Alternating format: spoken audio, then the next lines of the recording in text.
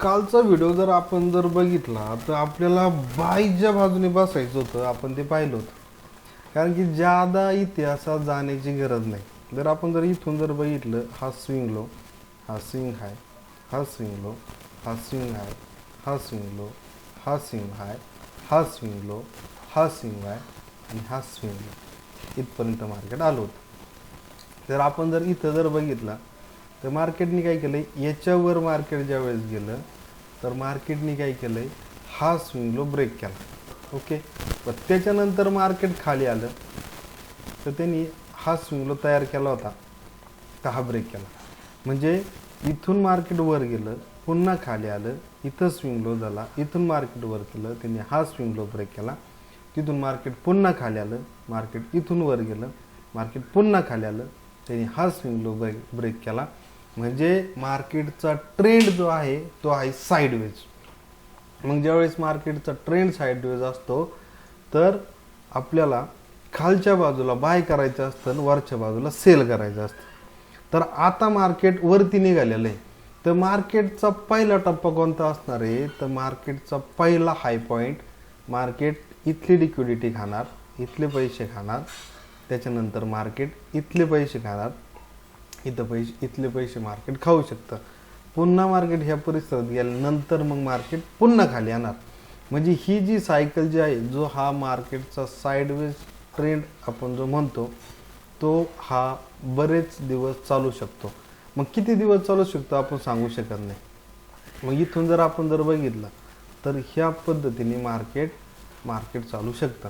आता मार्केट काय होणार, आता मार्केट इथून खाली आलंय ना, तर मार्केट कमीत कमी ह्या लेवलपर्यंत तरी मार्केट जाणार. म्हणजे मार्केट जाऊ शकतं 26,300 किंवा 26,600 ह्या परिसरापर्यंत मार्केट पुढील काही, म्हणजे पुढचा जो आठवडा चालू होणार आहे, तर आठवडा ह्या परिसरात बसलेले कॉलवाले लोक आहेत, पुटवाले लोक आहेत, त्यांना बाहेर काढण्याचं काम मार्केट पुढच्या काही दिवसामध्ये करेल.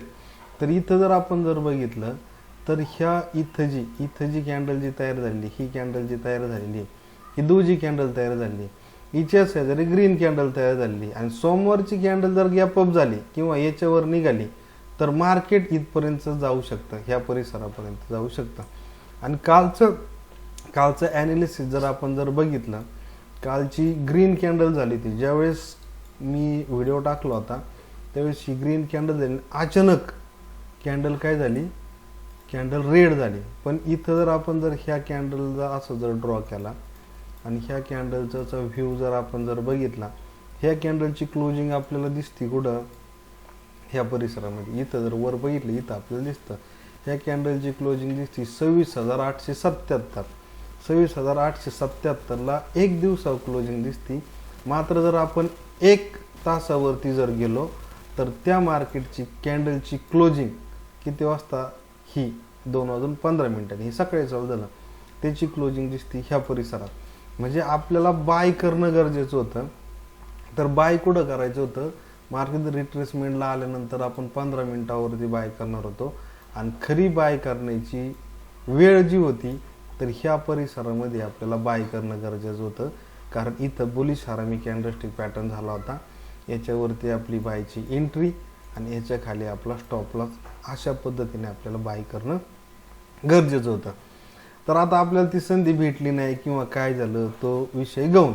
पण सध्या तरी आजची कॅन्डल गिफ्ट निफ्टी पाहतोय आपण, आणि गिफ्ट निफ्टीवर कॅन्डल ही ग्रीन झाली, आणि इथं आपण बघितलं एक तासावरती 3:15 कॅन्डल जी आहे तिथं आपलं मार्केट क्लोज झालेलं आहे. ही 3:15 कॅन्डल आहे. मग 3:15 कॅन्डलचा जो लो पॉईंट आहे त्याच्यावरती आपण क्लिक केलं, इथं आपलं मार्केट क्लोज झालेलं आहे, याच्यावरती मार्केट निघालेलं आहे. ज्या वेळेला सोमवारी मार्केट ह्या पॉईंटच्या वरती जेवढं राहील तेवढ्या पॉईंटनी मार्केट गॅप अप होण्याची दाट शक्यता आहे. ही एक गोष्ट क्लिअर झाली. आणि आपला जो मार्केटचा व्ह्यू जो आहे, मार्केट वर जाण्यासाठीचा जो पॉईंट आहे, तर पहिली गोष्ट इथं मार्केट येऊ शकतं आणि दुसरी गोष्ट मार्केट इथं येऊ शकतं. पण ज्यादा प्रोबॅबिलिटी मार्केटची 26,300च्या आसपास मार्केट आलं पाहिजे, आणि त्या हिशोबाने आपण ते काम केलं पाहिजे. हा आपण पाहतोय अभ्यासाच्या दृष्टिकोनातून विषय. तर बघू पुढच्या आठवड्यामध्ये मार्केट खरंच तिथपर्यंत जाते का, खरंच आपण जो अभ्यास करतो तो खरंच तसा घडतो का, आपण पुढील काही दिवसामध्ये पाहू.